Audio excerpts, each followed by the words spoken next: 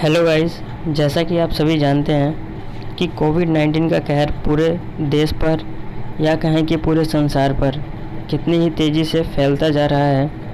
और इसमें सबसे अहम है भारत, जिसमें कि सबसे ज़्यादा मात्रा में कोविड-19 के पेशेंट पाए जा रहे हैं। तो यहाँ पर बेड्स की कमी है, यहाँ पर ऑक्सीजन की कमी है और भी बहुत सारे कारण हैं, जैसे कि एम्बुलेंस की कमी, ऑक्सीजन की कमी, बेड्स की कमी, जिसके कारण सभी लोग अपना ट्रीटमेंट हॉस्पिटल में नहीं करवा पा रहे हैं। तो इसके लिए आज मैं एक वीडियो बना रहा हूं, जिसकी हेल्प से आप होम ट्रीटमेंट कर सकते हैं। ये वीडियो बनाने से पहले बहुत सारे डॉक्टर्स की सलाह भी ली गई है, इसके बाद ही इस वीडियो को बनाया गया है। लेकिन फिर भी होम ट्रीटमेंट स्टार्ट करने से पहले आप अपने नज़दीकी डॉक्टर्स की सलाह ले लें, ताकि वो आपको अच्छे तरीके से गाइड कर पाएँ कि आपको और भी क्या क्या करने की आवश्यकताएँ हैं।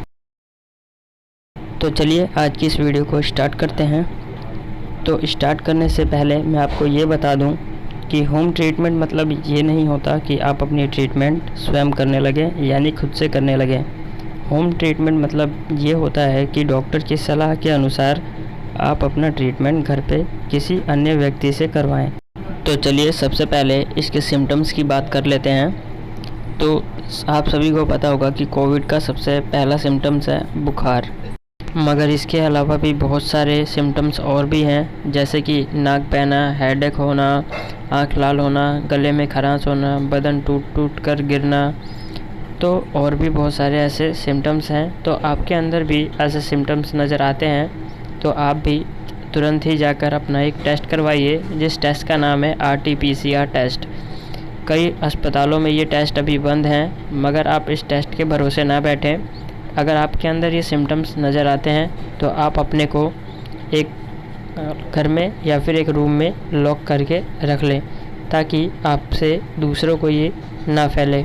और आप जैसे ही टेस्ट करवा लेते हैं तो इसके बाद आपको पता चलता है कि आप अगर पॉजिटिव हैं तो आप इस ट्रीटमेंट को कंटिन्यू कर सकते हैं। अगर आप नेगेटिव होते हैं तो आप इस ट्रीटमेंट को नेगेटिव होने के बावजूद भी कर सकते हैं, क्योंकि आपके अंदर ये सिम्टम्स पाया जा रहा है। कई बार RT-PCR जो टेस्ट है वो गलत आता है, गलत रिपोर्ट बताता है। फिर भी अगर आपको शंका होती है तो आप अपने इस ट्रीटमेंट को कंटिन्यू रख सकते हैं। तो अब इस ट्रीटमेंट में आपको करना क्या है वो मैं आपको बता दूं। सबसे पहले आपको क्वारंटाइन हो जाना है, यानी कि अपने एक रूम अलग से ले लेना है। अगर आपके घर में बहुत सारे रूम हैं तो आप एक रूम अलग से रख सकते हैं और आपको अपने घर के मेंबर्स से दूर हो जाना है।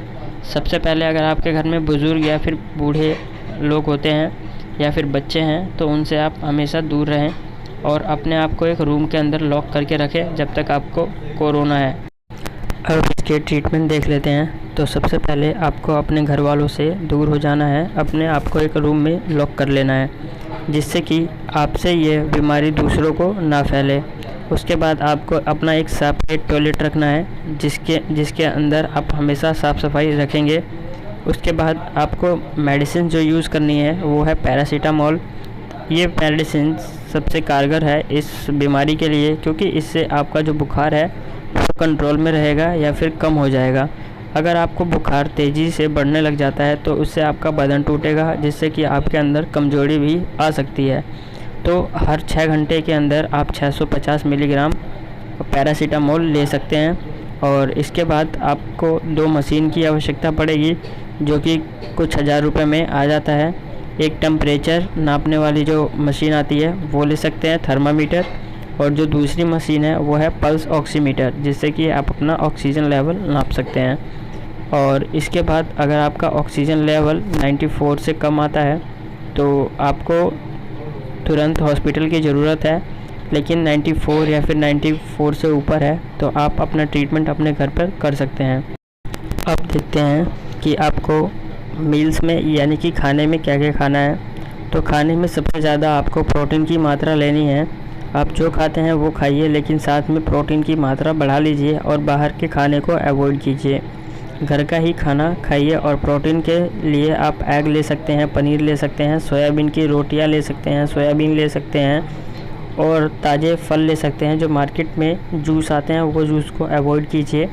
और लिक्विड के लिए आप एक दिन में 3 लीटर पानी या फिर 2.5 लीटर पानी पी सकते हैं। तो इसके बाद जो सबसे अहम बात है वो है आपका माइंडसेट।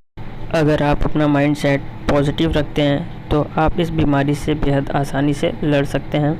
और माइंडसेट पॉजिटिव रखने के लिए आपको रिलैक्सिंग एक्सरसाइज करनी पड़ेगी, जिससे कि आपका दिमाग रिलैक्स रहेगा और आप टेंशन नहीं लेंगे।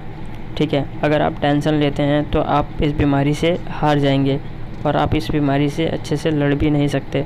तो इसीलिए सबसे पहले आप अपने दिमाग से ये ख्याल निकाल दीजिए कि जिसको ये बीमारी हो जाती है वो ठीक नहीं हो पाते। अगर आप अपना माइंडसेट पॉजिटिव रखेंगे तो आप ज़रूर ही ठीक हो जाएंगे। अब देख लेते हैं कि डेंजर जोन कब आ जाता है, जब आपको हॉस्पिटल जाने की ज़रूरत पड़ जाती है। तो डेंजर जोन तब आ जाता है जब आपका बुखार बढ़ने लग जाता है और ऑक्सीजन घटने लग जाता है। अगर आपका बुखार तेज़ी से बढ़ता है और कंट्रोल में नहीं आता, तब आपको डॉक्टर की सहायता के लिए आपको हॉस्पिटल की ट्रीटमेंट की ज़रूरत पड़ सकती है। तो आप अपना बेड पहले से इंतज़ाम करके रखें ताकि आपको कोई परेशानी ना हो। और उसके बाद अगर आपका ऑक्सीजन लेवल जो है 94 से कम होने लग जाता है, तब भी आपको बेड की या फिर डॉक्टर्स की ज़रूरत पड़ सकती है, तो आपको हॉस्पिटल में एडमिट होना पड़ेगा। तो इस तरह से आप अपने जो भी मैंने चीज़ें बताई, इस तरह से आप अपने आप को होम आइसोलेशन करके ट्रीटमेंट कर सकते हैं। लेकिन आप एक बार और ध्यान रखिए कि ये सारी चीज़ें आप अपने डॉक्टर के सलाह के हिसाब से ही कीजिएगा। इसमें मैंने डॉक्टर्स की सलाह तो ली है, लेकिन हर व्यक्ति अलग अलग होते हैं, तो हर व्यक्ति को अपने अलग अलग तरीके से ट्रीटमेंट की ज़रूरत पड़ती है। तो इसीलिए आप अपने नज़दीकी डॉक्टर से एक बार सलाह ज़रूर ले लीजिएगा। उम्मीद करता हूँ कि ज़रूरत पड़ने पर ये वीडियो आप सभी को ज़रूर काम आई होगी। अगर काम आई है तो प्लीज़ अपने फ्रेंड्स और फैमिली और रिलेटिव्स में ज़रूर इस वीडियो को शेयर कीजिए, ताकि ज़्यादा से ज़्यादा लोगों की हेल्प हो सके और ज़्यादा से ज़्यादा लोग अवेयर हो सकें। और एक बात और ध्यान रखिए कि मास्क हमेशा लगाएं और अपने हाथ को सैनिटाइज़ हमेशा करें। आप अपने जेब में सैनिटाइज़र लेकर घूम सकते हैं और मास्क हमेशा अपने फेस पर लगा के रखें ताकि आप इस बीमारी से बच सकें। धन्यवाद।